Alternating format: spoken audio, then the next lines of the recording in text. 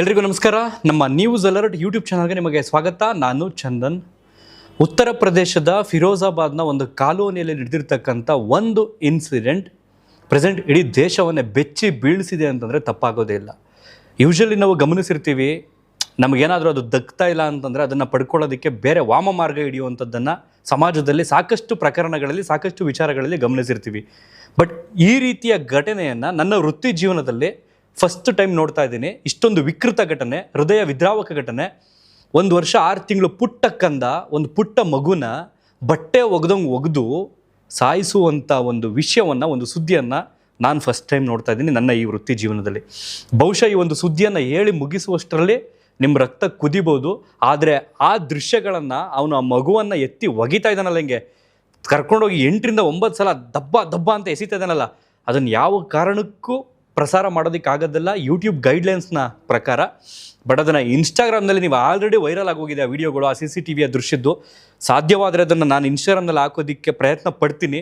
ನೀವು ಅಲ್ಲಿ ಹೋಗಿ ನೋಡಿ. ನಿಮಗೆ ನಾನು ಹೇಳೋದಕ್ಕಿಂತ ಜಸ್ಟ್ ಆ ಇನ್ಸಿಡೆಂಟನ್ನು ನೋಡಿದ್ರೆ, ಆ ದೃಶ್ಯಗಳನ್ನು ನೋಡಿದ್ರೆ ನಿಮಗೆ ಎಂಥವ್ರಿಗಾದ್ರೂ ಕರಳು ಕಿತ್ಕೊಂಡು ಬರುವಂಥ ಪರಿಸ್ಥಿತಿ ಅಂತ ಅನಿಸುತ್ತೆ. ಏನಿದು ವಿಚಾರ, ಏನಾಯಿತು ಎಲ್ಲವನ್ನೂ ಕೂಡ ವಿವರವಾಗಿ ಚೊಕ್ಕದಾಗಿ ನಾನು ನಿಮಗೆ ಎಕ್ಸ್ಪ್ಲೇನ್ ಮಾಡೋದಕ್ಕೆ ಪ್ರಯತ್ನ ಪಡ್ತೀನಿ. ದಯವಿಟ್ಟು ಅಕ್ಕಪಕ್ಕದಲ್ಲಿ ಸ್ವಲ್ಪ ರಾಕ್ಷಸರಿರ್ತಾರೆ, ನಮ್ಮ ಸಂಬಂಧಿಕರ ರೂಪದಲ್ಲಿರ್ತಾರೆ, ಸ್ನೇಹಿತರ ರೂಪದಲ್ಲಿರ್ತಾರೆ, ನಮ್ಮವರು ತಮ್ಮವರು ಅನ್ನೋ ರೂಪದಲ್ಲಿರ್ತಾರೆ. ಅಂಥವರಿಂದ ಸ್ವಲ್ಪ ಹುಷಾರಾಗಿರಿ.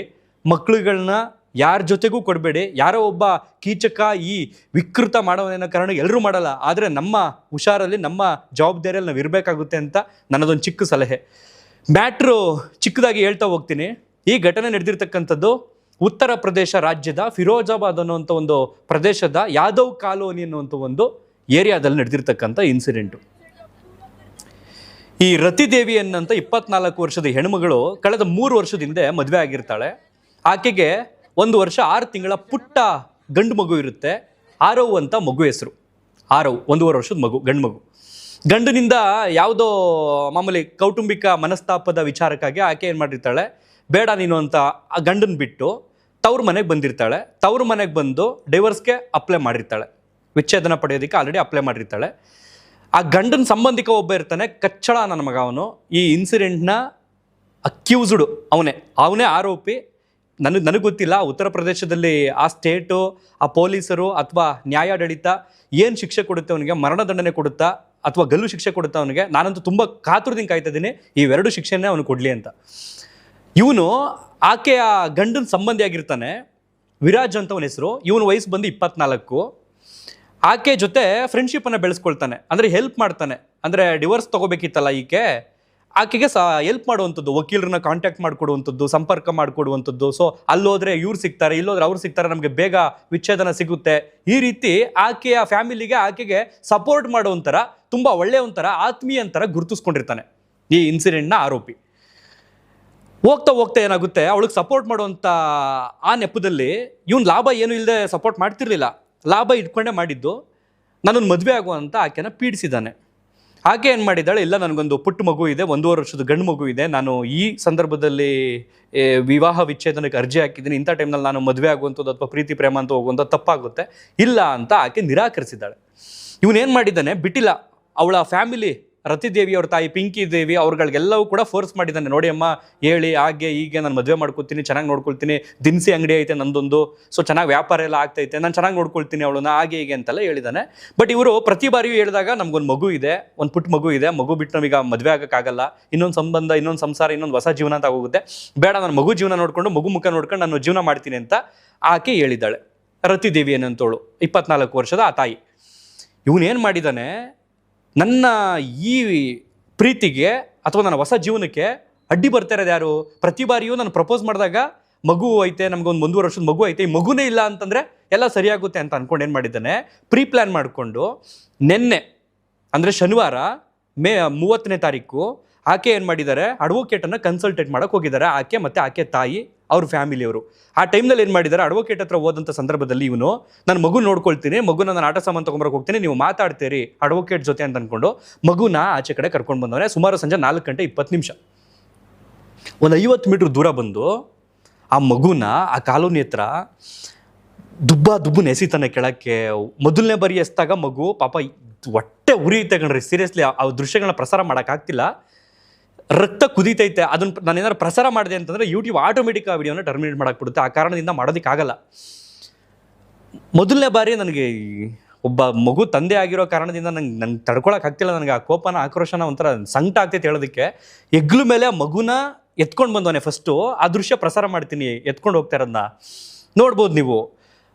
ಅಲ್ಲಿಂದ ಮಗು ಪಾಪ ಇವನು ಮನೆಯವ್ರು ಗುರ್ತಿಸ್ಕೊಂಡಿರ್ತಾನಲ್ಲ ಇವನು ಇಷ್ಟು ದಿನಗಂಟ, ನನಗೆ ಹೇಳೋದಕ್ಕೆ ಆಗ್ತಿಲ್ಲ, ನನಗೆ ಪದಗಳೇ ಬರ್ತಿಲ್ಲ ನನಗೆ. ಆ ಫ್ಯಾಮಿಲಿ ಜೊತೆ ಗುರ್ತಿಸ್ಕೊಂಡಿರೋದ್ರಿಂದ ನಮ್ಮವನು ಅನ್ನೋಂಥ ಒಂದು ಭಾವನೆ ಮಗು ಮೆದುಳಿಗೆ ಹೋಗ್ಬಿಟ್ಟಿರುತ್ತೆ, ಆ ಮಗು ಮನ್ಸಿಗೆ ಹೋಗ್ಬಿಟ್ಟಿರುತ್ತೆ. ಅಳಬೇಕಿತ್ತು ಆ ಮಗು. ಈ ಬೇವರ್ಸಿ ನನ್ನ ಮಗನ ಜೊತೆ ಹೋಗಲ್ಲ ಅಂದ್ಕೊಂಡು ಬದುಕ್ತಿತ್ತು. ಬಟ್ ಆ ಮಗು ಜೊತೆಲಿ ಹೋಗ್ಬಿಟ್ಟೈತೆ. ಇವ್ನು ಎತ್ಕೊಂಡು ಹೋಗೋನೆ, CC ಕ್ಯಾಮ್ರಾದಲ್ಲಿ ರೆಕಾರ್ಡ್ ಆಗೈತೆ. ಸುಮ್ಮನೆ ಹೋಗೈತೆ ಪಾಪ, ಏನೋ ತಗೊಡ್ತಾನೆ, ಏನೋ ಕೊಡಿಸ್ತಾನೆ ಅಂತ. 1.5 ವರ್ಷದ ಮಗು. ನಂಗೆ ತುಂಬ ದುಃಖನೇ ಆಗ್ತೈತೆ ನನಗೆ.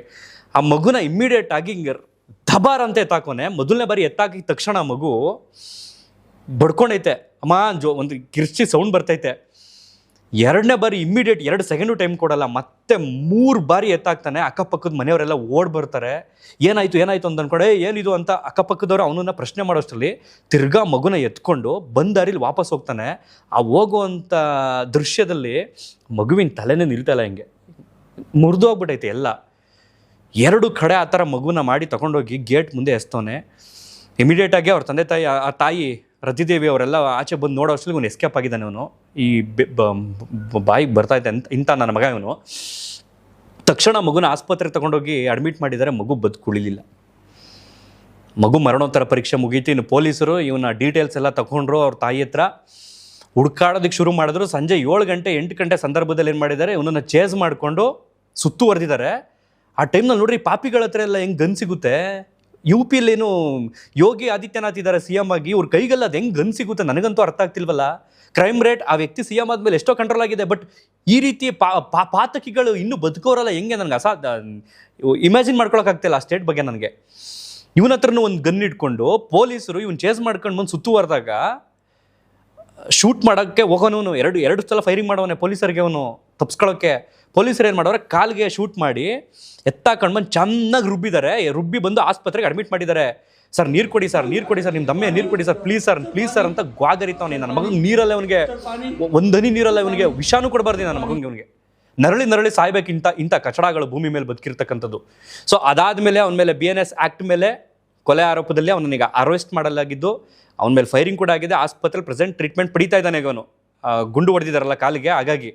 ಸೊ ಅವನನ್ನು ಈಗ ನ್ಯಾಯಾಲಯಕ್ಕೆ ಒಪ್ಪಿಸ್ತಾರೆ. ನ್ಯಾಯಾಲಯ ಏನು ಆದೇಶ ಕೊಡುತ್ತೆ ಕಾದು ನೋಡಬೇಕು. ಇನ್ನು ಆ ಮಗುವಿನ ತಾಯಿ ಬಂದು ಸಂಕಟವನ್ನು ತೋಡ್ಕೊಳ್ತಾ ಇದ್ದಾಳೆ ಆಸ್ಪತ್ರೆ ಮುಂಭಾಗದಲ್ಲಿ. ನನ್ನ ಮಗುನ ಹಿಂಗೆ ನನ್ನ ಹಿಂಸೆ ಮಾಡಿ ಮದುವೆ ಆಗ್ತೀನಿ ಅಂತ. ನಾನು ಬೇಡ ನಂಗೆ ಮಗು ಇದೆ ನನಗೆ ಅಂತ ಹೇಳಿದೆ. ಮಗುನೇ ತೀರಿಸ್ಬಿಟ್ಟ ಅಂತ ಆಕ್ರಂದನ ತೋರ್ತಾ ಇದ್ದಾರೆ ಅವ್ರ ತಾಯಿ. ಒಟ್ಟಾರೆಯಾಗಿ ಇಂಥ ಪಾಪಿಗಳು, ಇಂಥ ಪಾತಕಿಗಳು, ಇಂಥ ಕಚಡಗಳು, ಇಂಥ ಕ್ಷುದ್ರ ಗ್ರಹಗಳು ನಮ್ಮ ಸುತ್ತಮುತ್ತ ಬದುಕಿರ್ತವೆ ಸಮಾಜದಲ್ಲಿ. ಸಾಕಷ್ಟು ಜನ ಬದುಕಿರ್ತಾರೆ. ಬಹುಶಃ ನಾನು ಯಾವ ವಿಡಿಯೋದಲ್ಲಿ ಇಷ್ಟೊಂದು ಆಕ್ರೋಶ ಅಥವಾ ಹತಾಶೆ ಥರ ಮಾತಾಡಿಲ್ಲ.